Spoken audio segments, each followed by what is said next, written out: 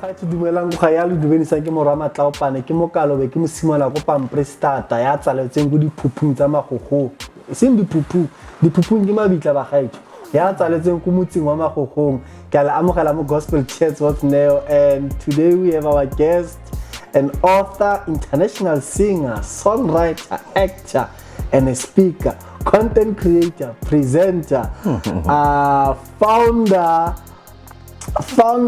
of Dare to Live. I think one of his biggest move or biggest highlight in his career is being part of Lion of King. Let's pass at the little How are you, man? I'm good, man. How are you? I'm excited to be here. Sure. It's been long overdue. Okay. So I'm looking forward to this conversation. Yeah. No, I'm glad to hear you. Siphosethu Sihlangu. Yes. Did that spell the surname correct? Yes, Sihlangu. Sihlangu. Yeah. What does it mean? Sihlangu is the shield. It's a shield, a big shield. It's called Sihlangu. Yeah. But in the Nimbenzana, Mchangani, Papa Yutswala Maputo. Se ata la journey. Ata tsama Tembisa. Ilanga tlangela kona mamani. Sentswalwa kome. Sezulu nishmamile. Yeah. Kambe ni Mchangani. Oh, Mchangani. Oh, okay. No. You feel like but then yeah. Man, where do we start? Do we start with your childhood, your family, growing up? How was it in your life? Because I understand it was the different setup. I mean, my journey is funny because I always say my twin sister and I were the kids that were not planned. You know, my parents already advanced in age. My father was 60 when I was born. So he was technically done parenting. Yeah. You know, it was like, and then the next thing we pop up and it's double. It's not just one. So that has both advantages and disadvantages. The advantages is that at that age, they are more, they're not trying to figure things out. They've already figured everything out. Yeah, so you kind of grow up in a space where there's a little bit more, they're not as strict as they would be for the first child. But at the same time, you get the backhand of they're not as present as they would be for the first child. Because by then, my father, would not be present to like small things like ride a bicycle, you know, play, support certain things. I don't have a memory of my father and I kicking a soccer ball. You know, I don't have a memory of my father and I washing a car together, yet he had cars. And so those are things that I longed for, especially because I'm the child that went to multiracial schools. Tinage, my twin sister and I did only grade 1, Kokas. And then we went to town, and I felt like town, but grade 1 doesn't count because I little school. You know, sorry, mistress, can I go to toilet? You know, it's like you still use your language to express yourself. And so we started grade 1 again in town, and then throughout. So we're the last borns, but we're the only ones that went through a multiracial schooling journey. Yeah. So I'm aware of that, and so I always say I've had the good, which was the fact that they had resources, they were established, they were more settled. But the bad is that my father was not as present as I would have wanted him to be. You know, and how you see the fathers at every soccer game. Well, I played rugby at school, I played cricket, I did athletics. You wish your parents to be there, but mine were not, you know. And but I also understand why he couldn't be there, because as a black father, he needed to make sure that, who is a pensioner, mind you, needed to make sure that he still gets money to make sure you attend that school. So as an adult, I appreciate the fact that he could not be at both spaces. But as a young kid, I felt like, dude, why did you miss my game? I played rugby for 9 years. Played provincial rugby, did colors, got a bursary for the sports, and my parents have never seen one game. Has that never affected you as a young man growing up? I mean, we always, especially on social, talking about childhood traumas. I mean, I don't see it as traumatic experiences per se, because yes, it did put a strain in my father and I's relationship for the longest of time. I never drove my father's car purely because I felt like at least let there be one thing now to mfundisa yona, you know. You didn't teach me how to shave, you didn't teach me anything about when I was hitting puberty. I had to learn those things myself. When I started to have an interest in driving, I took myself to driving school, you know. And so I was like, okay, dude, do something, you know, as an open invitation for him to say, oh, you know what, you know, get into the back here and let's drive. He didn't do that. So for the longest of time, I had this thing of, I'm not going to touch your car. I don't care what happens. It could snow. I will not touch your car because you were not there. You didn't teach me how to ride a bike. You didn't teach me all these things that are mainly I had to discover along the way through my coaches, through my teachers, through friends, through Christian circles that I was exposed to. So I had that bitter side inside of me for him in that regard. But then again, there are other parts that I appreciated. My father was a leader. He was very confident. Leader as in family? Yes, in the family, but also in the community. Okay. He was a community leader, very involved in the political side of things in terms of Mozambique and South Africa, and how Mozambicans get received in South Africa and how South Africans get received in Mozambique. So he was doing a lot of that work. So, and in the family, him and my mother were like the main people. As I used to say, which is Kulele Park Station. Everybody who came from KZN or Mozambique who arrived to South Africa, they would live with us until they found their feet. So we grew up in a household where you didn't really have your own room. Your room was our room. Community, you know, you had so many people coming in and going out. So there are certain parts where I saw him as a leader. I slept like a baby, not even worrying which somebody might jump the fence, because I knew that if they dared, my father would show up. So there are certain things that I appreciate about how he showed up as a man, but I think he was not in touch with his emotional side, and that for me was an issue, because I'm a kid that is very in touch with my emotional side, who's growing up in the space of exposure of father and son. I mean, I remember one of my memories playing for Falcons, going to trials, and then one of my teammates, Freddie's father, took us there. He took a day off work. The white man, he was there. We went there, we played, we did the trials. Freddie and I became the two that goes to represent Captain Park. From there, we went on further to represent the East End. And I remember sitting there, remembering that game was my game. I played such a great game, and Freddie's father reached out to Freddie's head. It's like, my boy, you played such a great game, you know? I was sitting behind them, they were in front of me. That image has never left me. It's because I saw how that interaction happened. I was like, damn, I want that. That's what I want. I want my father to also see me and to recognize that and to see me play. You know, I had scored so many trials that game, and I would get home and he would not even engage in a conversation. Like, I'm from Benjamin, you know, how was the game? I was like, I'm fine. And that's that. No deeper details. No, ish, we want to try, come see you or whatever. You know, come back as a man of the match, and that's that. Yeah. So that has stayed with me. But at the same time, I'm saying with age, I've really learned to value that there are things that are strong about him that have become my strengths. The leader, the person who gives attention to detail, the person who always show up. You can count on 100% when it counts the most. Those attributes of him, I've inherited. Yeah. Sure. And fast forward to you being an adult in the Christian space and all of that. But before you could go into the Christian space, I want us to talk about the arts in South Africa, as broad as it is, before you could just branch it into the gospel.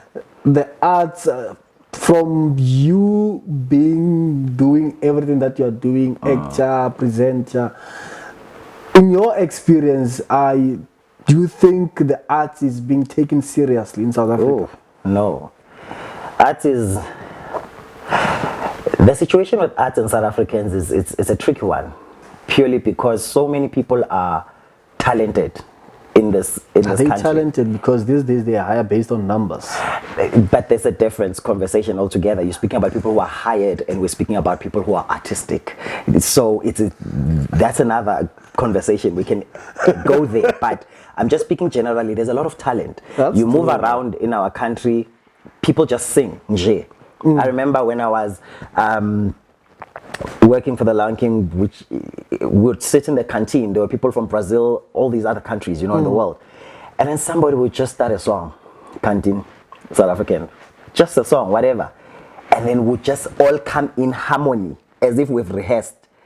And everybody was like, where did you guys grow up? Do you live together in your houses, like in your homes? What's going on? Like, who are you? And I think that was an interesting time for me as well, because for the first time, I was in a space where South Africans were not labeled lazy.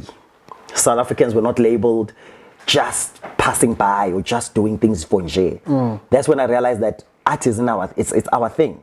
Even when I work with schools now, I meet young boys who are just good with words, and use their words, of course, but that is poetry in it. You watch them play soccer, the way the artistic element of soccer coming in, art is in us. And because of that, we treat it as the same way we treat the next breath.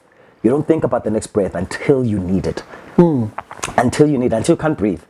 When I injured my knee and I could not walk for about 3 months, well, a few weeks into that and starting to learn how to walk again, I got to appreciate ukusukuma nje ngazenzela itiya. Into encane efana netiya, because I was living alone. I had to get up, get things in the kitchen, and I'll get the things, I put them in like something, then I put my hot water in a flask and all of those things, put them in this basket, hold it, crouch myself to the bed. When I get there, I realize I forgot the sugar. Now I'm like, sugar, sugar. So I took for granted, I'm using this example to say I took for granted what it meant to walk until I could not walk. Yeah. I think that's where we are as South Africans. We take for granted art because it's the next thing that everybody can do. Everybody can sing, everybody can dance, everybody can do something that is artistic. They can act. We know those malumes who entertain the whole room and everybody laughs. They have an ability to capture the crowd. Go at home. And we all sit there and we're waiting for the next thing they're going to say. So because of that, we just treat it as one of those things. And I wish that we could take it serious. We could see that, okay, talent is beautiful, it's there. What is it that we need to do next? And for me, education is an important factor of it. We need to create spaces where we say, let's study it. And I'm not saying study it only in the higher space like university. Let's create art programs in school that teach young people how to curate their art. The world has had so many ideas that they are almost running out, and that's why they are looking back into Africa. Yet we're not teaching our young kids in school how to understand what they are doing first, the value of it, the cultural aspect of it, how to import that, and then the money part of it, how you can make a living out of this, how you can really make a full career out of it. And even if it's not a career, even if you've got your 9 to 5 as a teacher or as a lawyer, it can still be a good space of releasing and reconnecting with self. So we should never get tired of, in fact, we should not take art for granted. Yeah, because I remember there was one scene in South Africa where the whole cast was fired. I don't want to mention that show. The 16, the SABC 16 will say that. SABC 16. Yeah. I mean, if you look at that, people are fighting for what is due to them. Imagine having to get a repeat of your work, and then you are not being paid for that. Till today. Because they fought for that, and nothing has been changed. We failed them as a country. We did. We were supposed to boycott the show and say we're not going to watch the show, regardless of the fact that 8 o'clock was our slot. Sorry about that. Regardless of the fact that 8 o'clock is our slot where we watch the show and we get lost in this, we were supposed to just say, as a country, holistically, we're not going to watch. But we kept on watching. Today the show is still on. It continues. That's the thing with us. I don't think we are united at South Africa. It's because we don't see art as a thing. Beside the art only, let's look at 20 March 2023. we keep on having load shedding in South Africa. We are not standing together because it's always the issue of who's starting it, who's leading it. Yeah. I mean, South Africa is an interesting country. We are so focused on, even in our entertainment industry, we are focused always on the person versus the art space or the community itself. And I think if you're going to build any industry, whether it's in any space, you don't build an industry based on individuals. Loiso Kola said this in an interview, why he likes to have he tours a lot in the UK.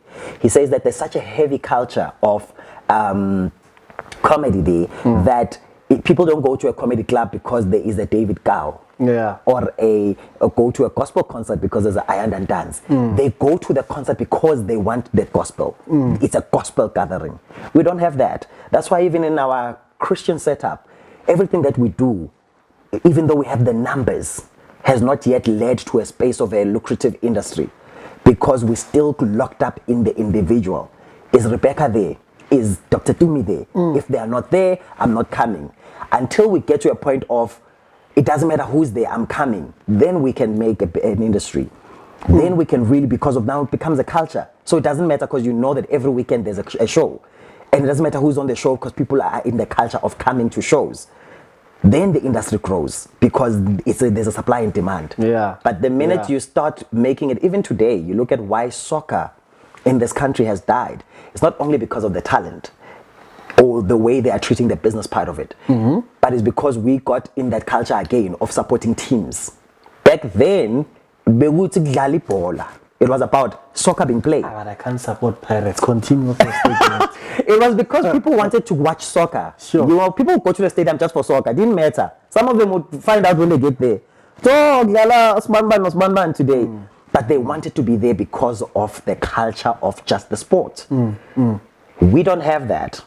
Other cultures do. They do. Yeah, they do. I grew up, I went to a high Africa, because of rugby, ended up getting a bursary to go to African school. So I got integrated into that culture. In terms of support, those guys, they come out. They come out in numbers. Guys, other parents would support school plays, would pay 150 for a ticket to watch a school play.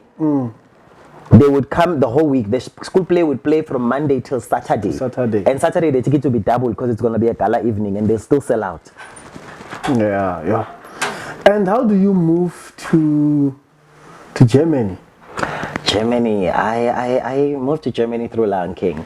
I had to audition for the Lion King a couple of times. I auditioned for the first time Lion King, I think in 2009, and then 2008. I just kept on going to audition. You've been auditioning for that. And then there was the Australia tour that was happening. And for the Australia tour, they were looking for a full-on South African cast like they did before with the South African play when it was here in South Africa. So I went, I auditioned. That audition, I really made it all the way to all the stages. And I was like, oh my goodness. You started from the beginning until like the last round. I think we were very little, about 6 or 7 of us, you know. So I was sure what I'm going. Then the 6 and 7 of us just must at Joburg. They still auditioning in Durban, they were auditioning in Cape Town, they were auditioning everywhere. So I remember telling my teachers, because I was at Wits at the time, and I said to my teachers, what would be my options, you know? I know next year is my final year and stuff, like I've got still a 1 year to do because in first year I failed one of my majors. So I passed well in the other subjects, but that particular one I failed it. So it added an extra year for my studies. So I'm like, what do we do? What are my options? Because I might have to leave the country by October, blah, blah, blah. No, we'll have to see what the conversations would be because I was sure that I'm going. And then I wake up one morning, getting ready for school, go to Facebook, Dumagandlov is written, congratulations to the 26 South Africans that are flying out of the country today. Then I go back to bed. You saw it on Facebook. I was sick that whole day because they were flying out. That meant I didn't get the job that I thought I did, you know. So I was so heartbroken because it would be Australia. I'd already researched the city. There's a friend of mine we used to study together in high school who lives there. So I already had started the conversations. And it didn't happen. But then a few months later, which was the next year, about 6 months later, I was doing a show at the Joburg Theatre. This was my first professional paying show, Alice in Wonderland. I had been cast in that, and then I was doing my research at Wits, so I was doing work and school, and we're getting ready to open, and I got a call. I was sleeping because I was tired. It was a Sunday. Then came back from the show. The next day we're opening the theater show, so I slept. Then I got a missed call, and my sister calls me, and she's like, "Hey, wenzani kanti ulele?" Ngithi yeah. I was like, "Uyibonile phone?" Ngithi yeah. Ngithole missed call yenamba engayazi, ngayisendela please call because angina airtime. Varsity student. It's like no, and they start screaming at home. I'm like, what's happening? Because I had their number as my next number. Next of kin. Yeah, next of kin. So then they start screaming. I'm like, we need TV. I think I don't really know why TV, because I really don't watch much TV. But I think because of your in varsity, you're a student, so And you just thought, yeah. I'm like, did I win a TV? Like, no, call these people. They're from the Lion King. I was like, what? Then I called the lady. I didn't have money, so I knocked in the rooms. Airtime R5. Yeah, Vodacom. And they gave my friend, no one had the money, so I went downstairs just thinking I'm gonna bump into somebody, and I did. I bumped into a friend of mine, and she gave me the money. I bought, and then I called the lady. She's like, oh, let me call you back. And then she told me that we kept you, we saw you at the audition, we liked you, but we kept you in the database. Because at the time, there was no opening. Because the thing about Lion King as well, you never know why they take you. People think they know, they don't. Sometimes they're looking for a certain structure, a body structure, because everything has to be the same. Like the height, the this, the that. Sometimes they're replacing a Mufasa. He has to look a certain way, and you might have that look. He has to sound a certain way, you might have that sound. So they kept me in a database to say when they'll need another Mufasa, they will consider me. And they did. And that's how I got that opportunity. I told my teacher, she was like, okay, let me help you do your research quickly. You can submit before. I submitted my research today. I flew out of the country the next day. And that was the beginning of a journey. I was the youngest Mufasa at the time. I was 23 years old. Flying in, I was the youngest in the company. And the youngest at the time in all the companies, because who was not married, who didn't have a kid. And I was playing a father, I was part of the ensemble, and I was covering Mufasa. And that experience was, it was life-changing.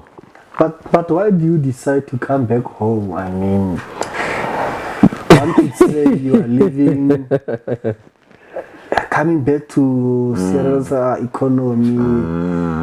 I was young, man. I was young, and I think I appreciate the opportunity, but when I was leaving the country, I knew I was going to come back, because I was doing a lot of work at the time. I had auditioned, because I've been auditioning for years. Listen, for being presenter, for bringing the tutorial. Yay! Tina Besamba audition, guys. See Hamba am audition. And that's why when people are like, this upcoming phrase, like you're an upcoming star, I really don't like that. I'm like, upcoming to what? Because some of us have put in the work over the years. And there was a new channel that was going to be starting at the time, and I had auditioned, and they had liked me as well. They had reached out, and I was like, I'm going to Lion King. I'm flying out of the country. I was in theater at the time. I was finishing my degree at Wits. Things were happening, But I knew even then that I wanted to, I was not going forever. I knew that I was just going to experience this bucket list dream, because it was a dream of mine ever since I saw it in 2007 when it was in South Africa. I saw the making of The Spirit of Maruping. It was a documentary on SABC2. It played every day. I watched it every single day. Every episode. Yeah, every episode. I watched the auditions. I went to those auditions. I watched all these people. And then Silogamake gets it and everything. So I was following that journey, and I said, I want to do that, And so when I got the opportunity to go to Lion King and arrive, one, it was a foreign country, foreign language, foreign culture. Because Germans are not the warmest of people, they are very stoic, they are straight. It's like, I will greet you when I have to, but I don't really have to. And once you start talking to them, they are nice people. But at first value and first interaction, it's not really like that, really nice, yeah. But then there was a lot of South Africans in the company which embraced you, as you arrive and get there. But for me, the changing part was that I started getting in the mode of the show and just did that. And I was like, I cannot live like this. I can't wake up, come to the show and go back home, and come back to the show and go back home. There's so much in me. That you need to explore. Yeah, there's so much in me that I want to give, and I think that has always been my blessing and my curse as well, because I always say that I'm the guy that was given 5 talents, not the one who buried the one. And with 5 talents comes the responsibility of nurturing all 5 of them, but also knowing which season which one is required. So when I was there, I was not being able to come back, like I was not able to impact. Like in South Africa, I was studying at Wits. I would use the train, go back to Beshley, teach the teenagers, come back to the township, host, first started a choir, a church, and was doing that and preparing for writing songs for them, and we're performing there. And then I would be back at Vets rehearsing for shows as a chef, because I started performing from first year. They don't perform, I'm a first year at Vets, but I found myself in a show and I ended up performing from first year. And so I was so there was a lot going on at the same time. So I never thought, I was never just facing act. Yeah. Or you had different there were other things to do. There was life to do, And I felt with the Lion King, as beautiful as it was, and at the time, Lion King was beautiful. I remember the first time I went into a shop and I bought what I wanted to buy. I didn't buy what I could afford. That day I cried when I left the shop, because I remembered that my parents, even if they wanted to buy us things, when we go buying clothes, there'd have to be a conversation, which, okay, we've got 1,000 rand, got a 500 split between my sister and I, or 1,000, Costell's house, and we'll buy things like that. And then you get home and then your mother will say, but Usman Mano corner, so t-shirt, and then you start giving your stuff away, and whenever you bought stuff, you had to look at, will it fit the 1,000? Will it fit the 500? So within the budget? Within the budget. And this was the first time I walked into a shop and I didn't have to look at the price. I bought the thing that I wanted to buy. Not because they were paying us so well, they were paying us good, but there was something that said, but next month the happy, and also all of a sudden for the first time I dreamt differently. It was not about dreaming within the confinement of the box. It was about dreaming, whatever dream you have, we'll find a way to sponsor it. And that's what was the beauty of the Lion King. But I got to do the show, and I would leave the show and I'd get there, and I was not integrated in the culture of the nightlife as well, because I've always been a believer, and I found that to be not me. I don't drink, I don't do funny things. So I was like, when I leave work, I go to my place. And then that was like, from your place to work, from work to your place. That life was not life, I did find ways. I started joining the gym. I found a trainer. He became a friend of mine. I started walking the streets and I found a guy who was riding a bike, because I was not a person that ride a bike. I'm like, hey, I've never ridden a bicycle, I want you to teach me how to ride a bicycle. And I see you riding one, so let's do that. And then he became a friend of mine. So I started building friends. All of a sudden I had a community outside of work that was bigger than the one at work. But still, I felt that the country limited me, the language limited me. I wanted to work with teenagers. I wanted to do certain things. I could not do it there. And that's when I was like, you know what? I think part of me started saying, I'm living this dream, but it's missing a few things, Then my brother passed away. And then my brother, two of my brothers, my first brother passed away when I arrived in Germany. In Germany? Yeah. And I could not fly back for his funeral. Then a few months later, my second brother passed away. Now, I'm the only boy left, So when I come to South Africa to visit, I could see whenever I was going to the airport, my father, as if he's going through the third funeral all the time. My father started to be a man who was crying all the time, which it was a sight that I'd never seen as a young kid. He was always the strong one, the man that never showed emotion. But when you get to the airport, how? I'm coming back, Mos. I'm just going here. We can talk over the phone. And then I made a decision that I'm going to return home for... At first I thought I was returning for him and me, because I needed to heal that anger with the little boy. That voice. Yeah. And then I came back home. And then there were also other things within the company that happened when I was injured, and the support that they didn't give me, going through that process and then returning. And then they asked me, we're going with, there's something that they call before they offer you the second contract, there's conversations that happen to just check your performance and all of those kind of things, and then they ask, where's your interest? Do you still want to stay? Are you still keen on all of those kind of things? From there they gauge whether or not they're going to give you the contract. So I say no, because they want to know where you stand so that they know where they can stand. So I said, I don't know, hey, I'm going to wait for you. I also need to assess what your offer is going to be. I also need to assess where you're at, you know, and how do I fit in that picture. So as much as you need to go think about it, I think I need to go think about it. I don't have to beg for it. I'll be grateful for it, but I'm not going to beg you for it. So they were shocked to meet the South African who's like so vocal and like who's so confident about what he knows. Also, I was coming there as a graduate, guys. Being Puma vets, you know, being Puma vets, and every day being in like a craft. And I was one of the students that, because some people go to drama school or music school and study and never perform besides an exam. Yeah. I was a kid that was performing. I was auditioning. I was cast in plays. So I was one of the kids that value were prospects for making it, you know. Zola Nomboni, Tuso Mbetu, all of those kind of people, those were in our class. Those were people that you were interacting with. And yes, we were strong performers. Even some of the people that the country has not yet experienced, Ozawande Pemu, or Tsepiso, those people who could act this, like, you know, they were actors, they were thespians, they were so good at what they did. And so I having coming from that, I negotiated differently, guys. And I don't think they appreciated that. Like, because Wonkumuntu Lapana was like from rural Waitwahati or whatever, you know, Lion King just gave us, Lion King gave us the break. I think now I would have had a different conversation, maybe as the age that I am now, versus then, but I was 23, guys. And I was like, listen, the world is still big. It's young, I'm young, there's a lot to explore. So that's how the journey ended with Lion King. But I was in good terms, you know, with them. I still spoke with the company owners for a long time. After that, they even supported some of the initiatives that I do in the township for a couple of years before COVID. I would reach out to them and say, I'm doing this at a certain school. There are a few kids that I want to bless. And they would say, okay, we can do a show and then take some donations and then pass it to you. And they did that for some time.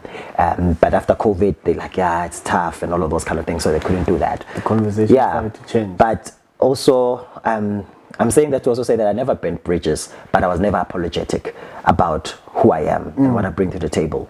Till today, I think a lot of rooms don't know how to handle a guy like me.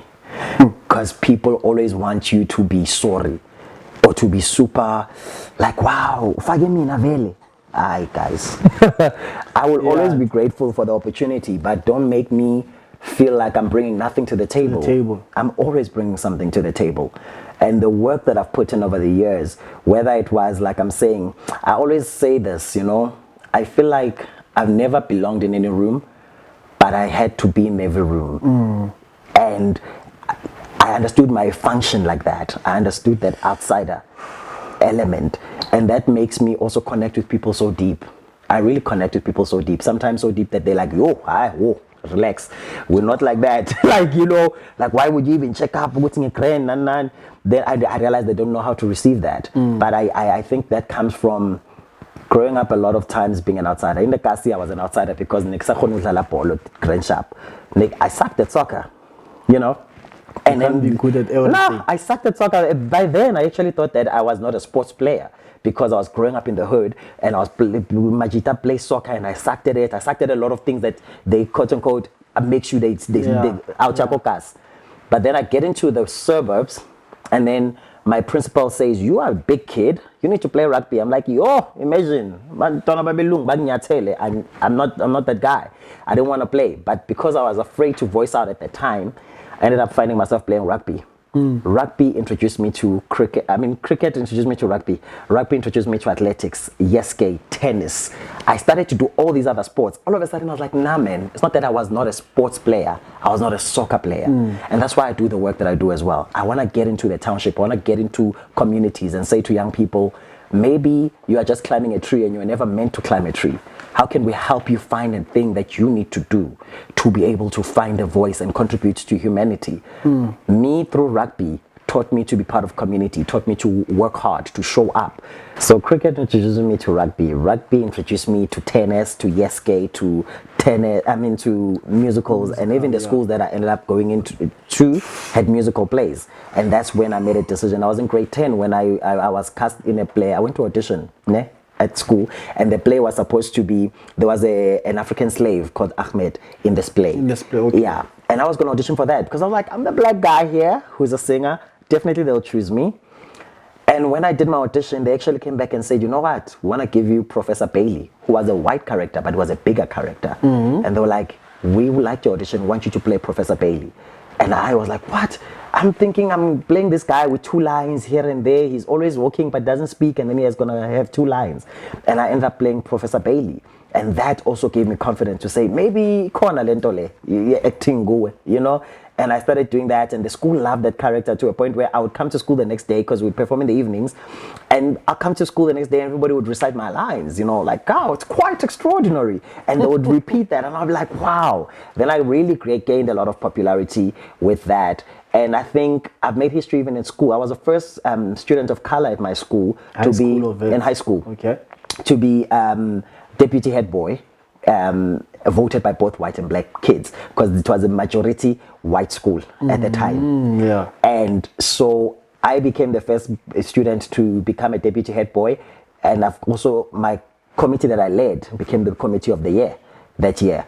And I was a part of the first student as well to be the black student to be in a school governing body representing the student voice. So I've always also had all of these first experiences, and I think it's a theme that is so dear to me because I think sports, music, art, these opportunities gave me an ability to dream, gave me an ability to show up in the world differently. And that's why at the heart of what I do is saying to people, dare to dream, dare to live, dream, yeah. Find that purpose given, find your purpose and then live it out loud, and don't be apologetic about it, but also be patient with your journey. There are things that we want. I remember I used to call Rebecca Malopez's offices back in the days when I was a kid, because that's all I wanted to do. I wanted to sing with her, and I would use those telecom cards. And my sister was in model, so she used to go to body gym, early body extra mall.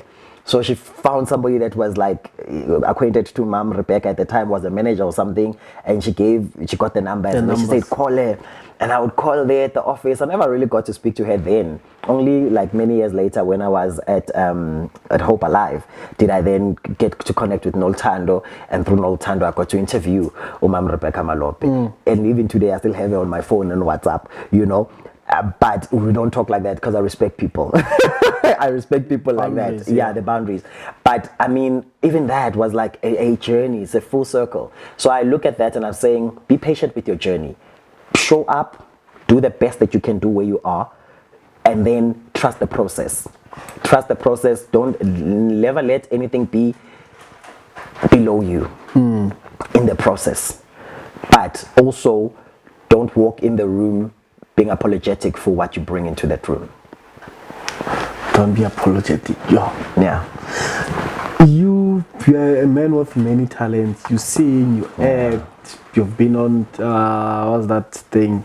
Blood. Kiani, Land of Blood. Yeah. How was the experience then? That experience was, for me, that moves me because I grew up in a time when to be Tsonga was not popular.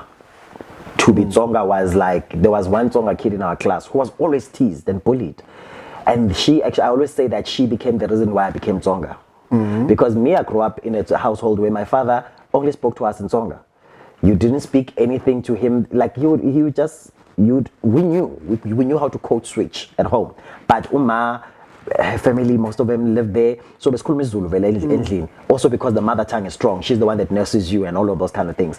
So my mom spoke all the languages and wrote all the languages, by the way. Sesotho, Sepedi, Tswana, everything. She read, spoke, and she's a Zulu from KZN, but she did that. So Kiana for me was important because I remember at school, one day they were counting and then they said Zulus, then my sister picked up her hand, and then of course the teacher times 2. because she knows we are twins. Then she says, "Songas," and then I pick up my hand. Now the numbers don't number. They don't balance. They're not balancing. And then she's like, "What's happening?" She keeps counting. Eventually, we realize it's because of us too, the conflict. And she was right, my sister, to say that our mother tongue is Zulu, because it really is. That's our language that we think in, we do, we function in.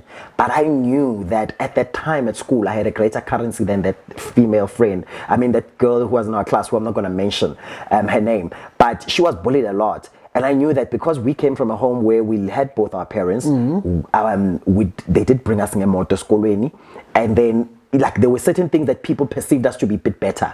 And also my sister was lighter in complexion, so we didn't really fit the stereotype of a Mashangan. So I ended up saying, "Nemchangan me." And that's when that boldness came. But even then, for me, it's a language that I use only when I speak to my father, or my father's side of the family, which I live more with my mother's side of the family. So we normally speak Zulu, but I'm fluent. I speak both languages. So Kiane, when it came, and I auditioned, for me it was a pride moment that the first biggest production I'm going to do in SA, it's a production that highlights my language, my culture, that celebrates. It felt like I was honoring my father and saying to him, even for teaching me this language, look at where it got us, without forcing it down our throats. Because we went to multiracial schools. I did Afrikaans first language, Afrikaans. But here I am getting at home and my father speaks this language and I have to speak it, and all of a sudden I'm getting paid to showcase it to the world. That was an amazing experience. And then you enter the first day of rehearsal.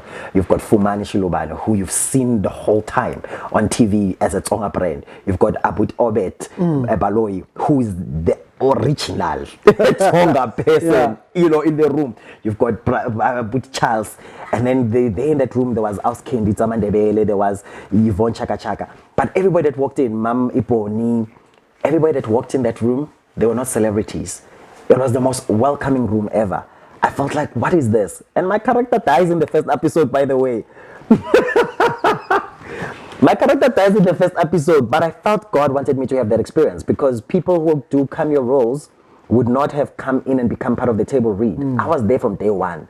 Part of the table read, part of the get-together, the getaway that we had. We're in Zanin, and then we're in Kiane together. We'd live there, then we had conversations that people are not privy to, that are happening behind the scenes. That experience for me was mind-blowing on what a real production looks like. Because my first TV thing was a Mzansi Magic Mashashaya project.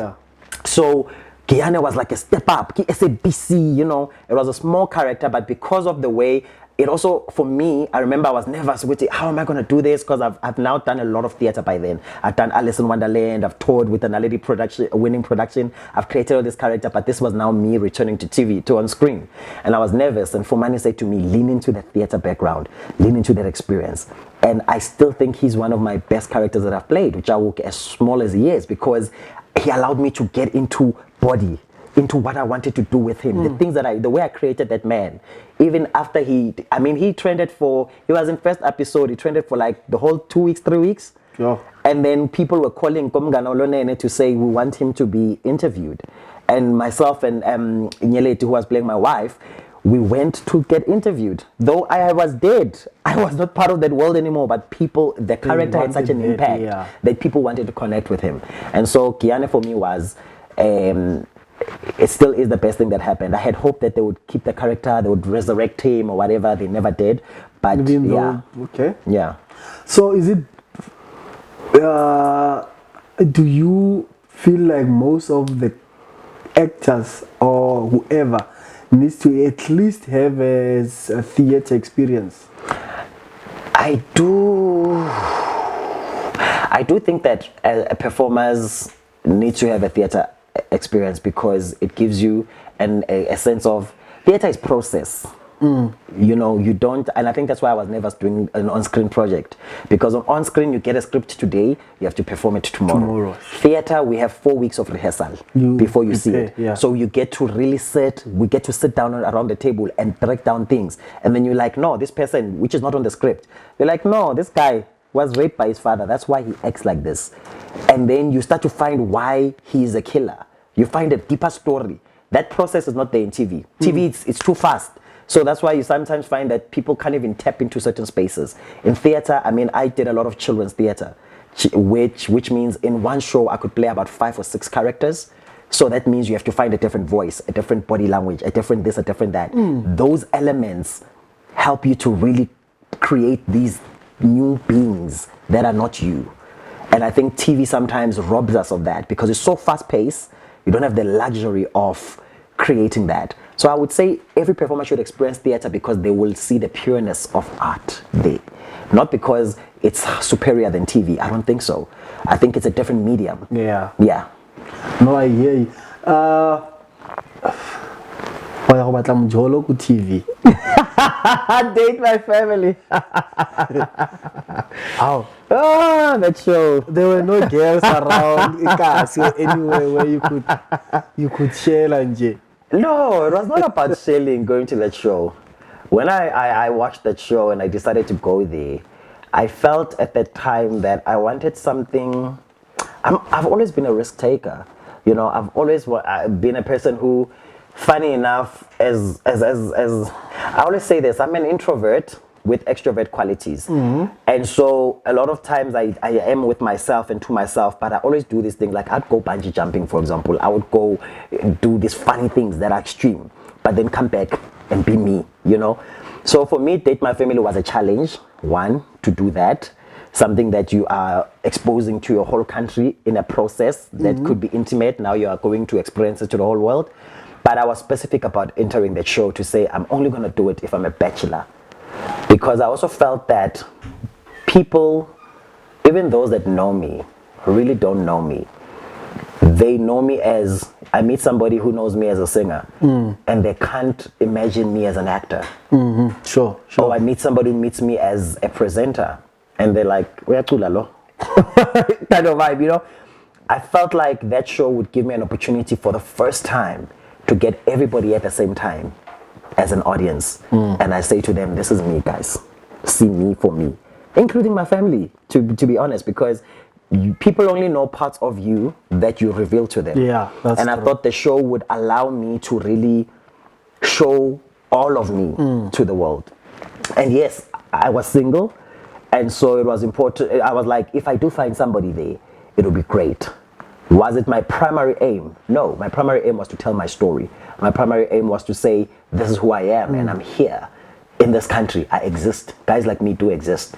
But then I was like, I'm single, and this could be an interesting way to say to my kids in future, because why should we all slangane khoneni? Why should we all slangane sontweni? Why can't we slangana nje endaweni edizi? And I thought this would be an epic story to tell my kids, and I'm always thinking such thoughts. So that's why I went to the show, and I still say till date, it's one of the best gift I have given to self. To self. Yeah. Wow. Because that show gave me an opportunity to really represent a different guy in the world that people don't think exists, you know, who does exist because I am that guy, who believes in God, who has certain values, who doesn't advocate for alcohol. Even in my career, I made sure that I didn't take roles that, I don't do adverts that are alcohol, but I can have a character that drinks. And because with a character, there's a storyline that leads to why he's taking the bottle. Whereas with the advert, it's me saying, yo, Castle, or whatever the brand. Sure. And then I'm promoting that, go buy this thing. There's no story there. So I detach myself. I don't go to those auditions, even if I get the brief. And they pay well, beer adverts. When the brief comes in, the payment is good, but I never go there. Because I knew that for me, I'll never be that guy who promotes that. You know, so I needed that journey to happen. And then the ladies I met there, they were such interesting people, the families rather, because I didn't meet all the ladies. I met the families and they were interesting. Eventually I chose the girl that I did choose. We never had a second date because everybody asked, did you have a second date? We never had a second date. Because when I asked her on TV to say, because I was intentional as well to say that I will ask whoever that I meet, if we do connect, to say let's have another date to meet up where there's no cameras. Because there's a lot that we are also pushing forward. You know, you are doing a date like this. There are cameras everywhere. Guys Yeah. are sitting here, booms and whatever, and you're having this date. As much as you can zoom in on this, you are subconsciously aware that there are certain things you can't share in that space. Yeah, because so of the yeah. environment So you're I wanted to say no. Let's do another sit down. Where we him now, where randomly just chill. You know, and she didn't want that on air. Then we got into the car, and then she's like, "Yeah, so maybe we could do that date." And I was like, you can't deny me in front of the country. And then accept me in private. We don't do that, you know? So I was like, no, let me think about it. And then I got home and I really thought about it. Number one, she likes certain things that I don't. She believes in certain things that I don't. Then I was like, is it worth going on a second date and wasting imali in a transport in a nanny when it's not going to be anything? And I was like, no, it's not worth it. So I said to her, no, it's fine. Let's not do it. Yeah. And then we just didn't do it. But then she went on another show and she spoke about me. And she didn't honor me. She spoke about me in a very bad way. Because she called me and said, do you want to go on this show? I was like, the show is not yet aired. Let's watch it on TV. And then we can go to that show together. But we don't know what they cut, what they put in. I don't even know what you were saying behind the scenes. You know, you don't know what I was saying behind the scenes. So let's watch it first and then we'll go together. She chose to go without me because they wanted to shoot before it aired. And so what she said there was a lot, you know, and a lot of people wanted me to respond and whatever. I said it's not worth it because I knew my truth. I knew why I chose not to go in that second date, you know. And I knew why I chose her. She was a reader. She was a person who traveled as well. So I thought that we were going to have interesting conversations, which we didn't. Yeah, but that was why I went on that show. And so ever since then, my inbox was flooded, by the way, with a lot of ladies. But I didn't follow up on any of them, even mothers. I remember one Jane saying, Mina, my younger sister would be a perfect wife for you. Ooh. Listen, you saw me on TV just once. Come on, guys. It's been serious. What are you currently busy with now? Right now, I'm working with the State Theatre as an online for youth program presenter for them. But other than that, I've been doing a lot of auditions, and I was working on my album with Mo Funk, which is complete, which I hope that it will come out sometime. Maybe I'll come back and speak about the journey of building your own projects and collaborations, because I think a lot of us catch ourselves in deals and programs and conversations that don't serve us or that wants to bully us because we don't have the resources. So people would say that you must be an independent artist, and then they make it sound as if it's easy, but it's really not easy. You don't have the resources, you don't have the number one, studio takes time, the people that are in the studio. And once you've put together the project, it's hard to put together a project as an independent artist. But once you have put it together, a project yakho ifana namagwinya, adinga istand, adinga i-display, adinga marketing, adinga uphume ebantwini. And those kind of things are things that it takes you double the time, because there are certain radio stations that you're not going to get, you know. You're not going to get on a Metro FM until you are in somebody's radar, for example. Then you have to also think as an independent artist which stations you can go to. Some are not even, I don't know how many emails back in the days building up with my first project, and people will not respond to your emails. You'd meet them at events, because I attended a lot of shows. I still do, as when I can financially. Now I think I'm a lot more, but back then I used to attend a lot of shows, and I'd meet people after the shows, and I'd stay around. I'll be the guy that stays around, that chats a little bit, and then tries to build certain relationship with so and so. I was always at the theaters. I loved plays, still do. Whenever I'm able to go to a theater, I go watch. And then especially in theater, there are certain people in the industry that goes to shows, and the theater audience is not the audience say tavern, they scream live, you know. So even celebrities feel comfortable because of people that have theater etiquette. They also feel like I'm not gonna go run and ask for a selfie. I'll just talk to you, you know, and whatever. So celebrities kind of feel also a bit easy in that space to be themselves. So I would interact with people and try to get my work out there. It was hard. So when people are like, no, be independent, I'm like, it's not as easy as they say. But what has worked for me partly is that I have entered in collaborations with people So I realized that, okay, you've got a studio. This is what I have. How do we make it happen? How can we partner in something that can then be both of us? You get to get your work out there as well. I get to also get my work out there. And then maybe let's speak about the split sheet. And you get 50% of this or 50% of that, and so forth. Sometimes that works. But sometimes you enter in deals with people that have more resources. They provide the studio. They provide the producer. They provide the photo shoot. They provide the everything. And then number one, once you've recorded, my guy, there's very little you can communicate or negotiate because they've got the masters. Yeah. So you can stand on the roof and be like, lalela. It's there. It's recorded by them. And they own it. It's with them. So now you have to navigate how do we then salvage the relationship so that you still get to have your cut. But the thing is, like, the same circle, the same cry that people have been crying 10 years ago. The labels are cheating on us. The labels are charging our money. How do we then try to break that? It can be people can't reach.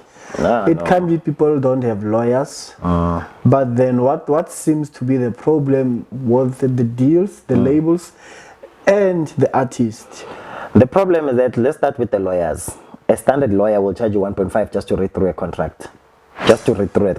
Do you have it? And this is not the top ones. Yeah. Just my brother, my sister, who's just there, 1.5 to read a contract. And so after that, most of these companies don't. For example, when I entered into a conversation for the project that I'm doing, one of the things I've always maintained, whatever project I work on, I maintain that I keep my independence as an artist.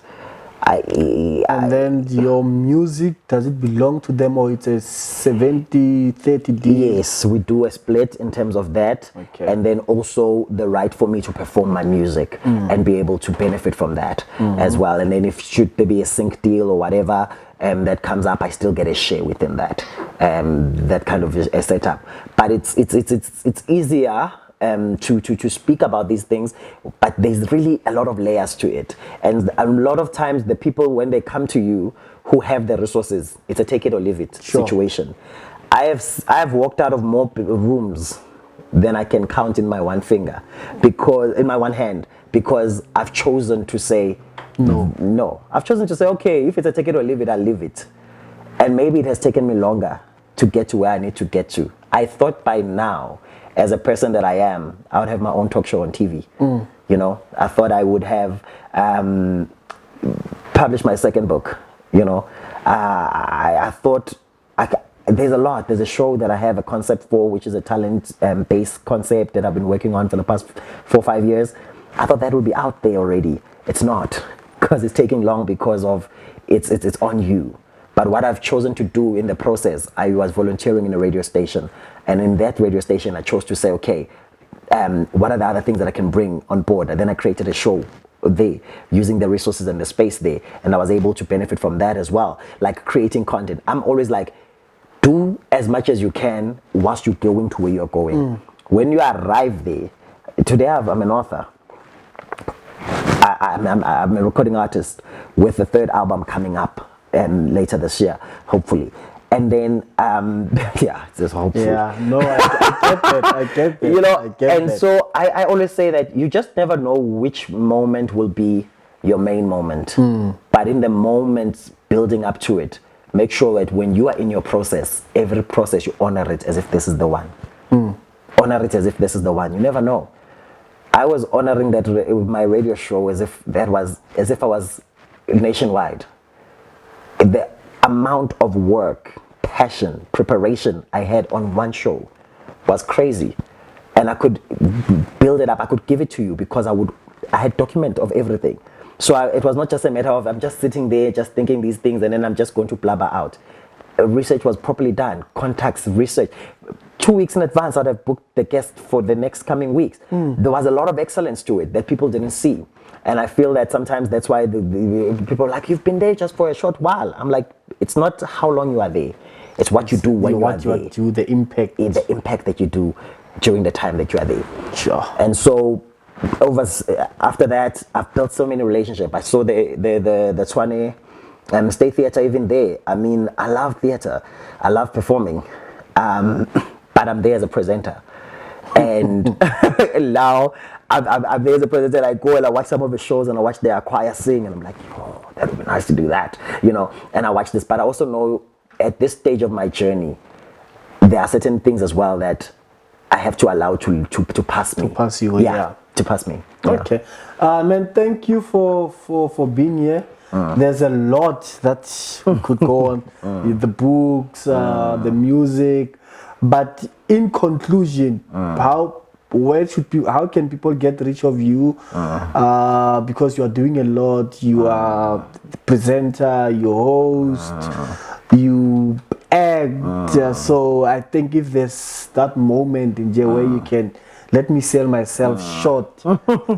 Before I do that, I think for me, I would like to speak to the Christian community because your show is for Christians, by Christians. To say that I see doing the Lord's work or kingdom work is not, being a kingdom financer is not financing the building fund as a sontweni pell. Okay. Being a kingdom financer is not helping Iponas Kamfundisi at the end of the year. Being a kingdom pastor's appreciation. Being a kingdom financer is not buying new aircons for the building. Being a true kingdom financer is being part of a kingdom agenda. That means we're gonna have to be intentional about getting into sports, intentional about getting into sports teams where we sponsor, that they know that the sponsor, the logo here has a cross instead of a beer logo because it was sponsored by a Christian or a Christian company. We have to get ourselves in spaces where we are part of, we are sponsoring bursaries, kingdom agenda, where we're raising graduates, students who are going to be accountants who know Christ, lawyers who know Christ. We have to be, being a kingdom financer, we need to be the ones that finances the movies. Today as a Christian actor, and I know a couple who have lost out on jobs, because as a female, she's beautiful. And because she's beautiful, she has to be a sex symbol. And every series she's on, she has to sleep with every guy. And she's a believer. So she chooses that she's not going to do that. And now the industry is spitting her out. We as Christian kingdom financiers, we should be financing projects that honors, that have values like Heartlines, you know, that brings lesson to our communities. We are not there. So I want to speak to Christian kingdom financiers to say, you are not doing the kingdom's work by thinking about your church alone. There's an industry, there's a world beyond your church. We need to see that. We need to see that. I think that's another topic where we are saying we're always looking for funding, but we never get it in the church. Yeah. And truly speaking, those people within the church, they can fund that project you want to do. We are not saying we are entitled to them. Yes. But they have they speak the right language. Yeah. They have the funds to do that. They need to be funding this. And sometimes the funding is not money related. It's the fact that your church is an 800-seater. It's an 800-seater. And 800 people didn't subscribe. Only 100 of them subscribe. Or even 5. Mara they are, or 5. Why? Ngoba kumahala upressa le button ya subscribe, the notification don't.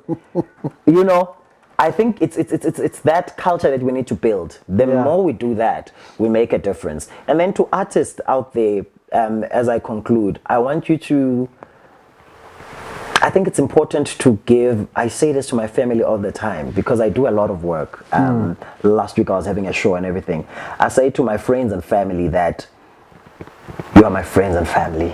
You're not my fans. I appreciate when you show up. It means a lot. But don't feel that you're obligated to. Sure. I want you to choose to be here because you enjoy what I produce and what I give you. And if you can't be here because maybe this is not your style, and it's okay. But there are other ways to show up so that I know. You know that it's event week. That means I'm stressed because I'm trying to connect things. Maybe say, you know what, I'll sponsor a time this week so that you can be able to make the calls. Maybe I'll drive you around so that this week you don't drive because your head is everywhere. That's you showing up. So you're not passionate maybe about the art that I'm doing. It's not your thing. But you need to be there for me and support me because love shows up. And I think a lot of times people are like, I love you, I support you, I'm proud of you. Asiboni proud la.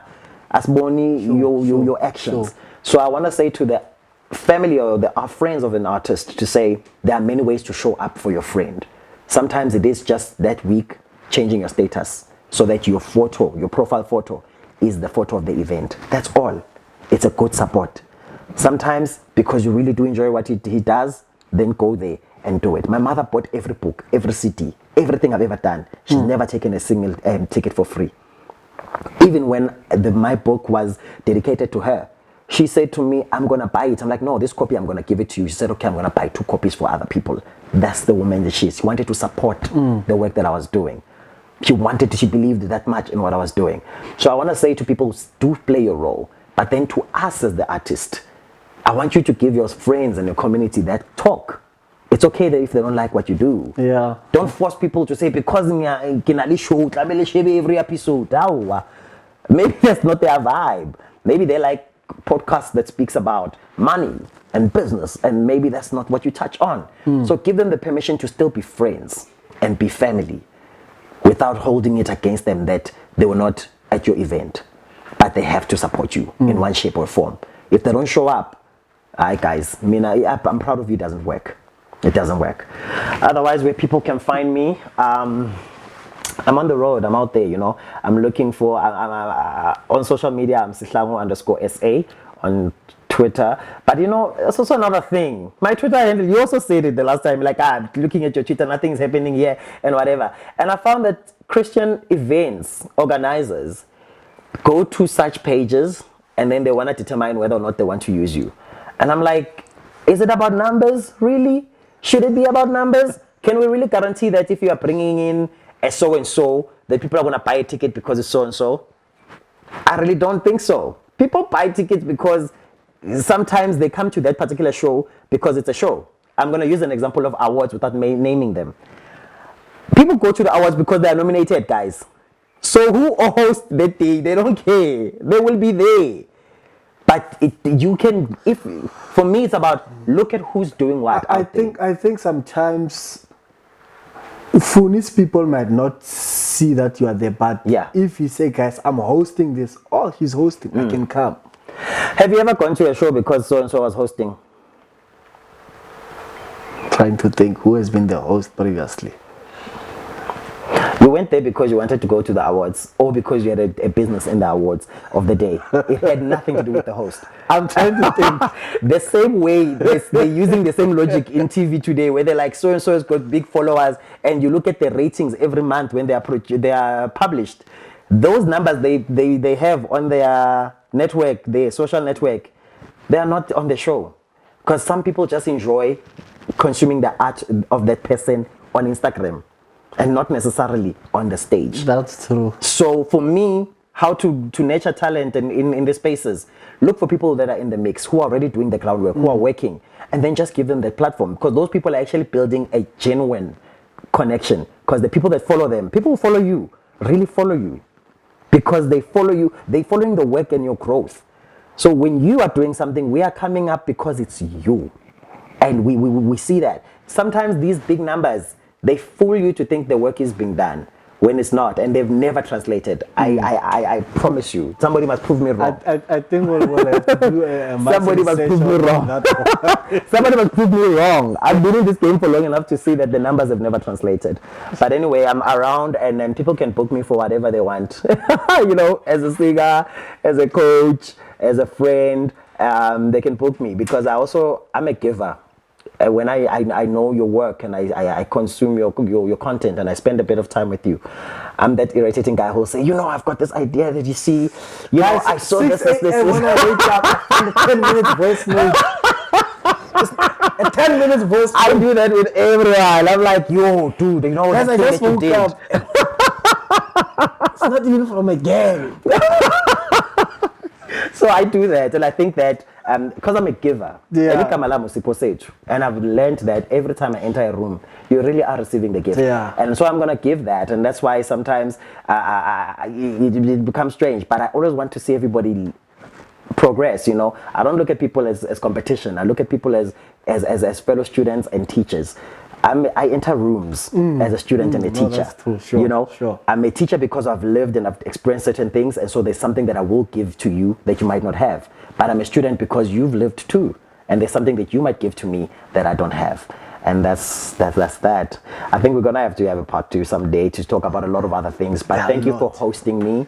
Thank you, for allowing me to sit on this couch. At least I'm a legend. Maybe love is my legend, Tiko. Thank you, man. I know that we've been talking behind closed doors and all of that, but I truly appreciate you. And there are a lot of things that I've picked up. I wish you could get that deal, or you could get that cast, or that post where you want to go. There's more that you can still offer in South Africa. Yeah, there is. Unfortunately, like, I'm busy now working on a process that might lead me out of the country again. And this time around, I was saying to myself, Izolo, when I was praying, that Lord, do something, because I'm sure that if this opportunity opens this time around, I'm not sure that I am coming back. You know, the first time I knew that I was going to come back. This time around, I'm not too sure if I'm going to come back. Hey man, you don't have a wife, you don't have a kid. Yeah, you're young, you're single, you're vibrant. The world is exciting. Kampu wife yami use China or se Congo or se Namibia. Mina hlezi la South Africa lo busy la sister balo ba trust. Ubuzula la ka ilo training.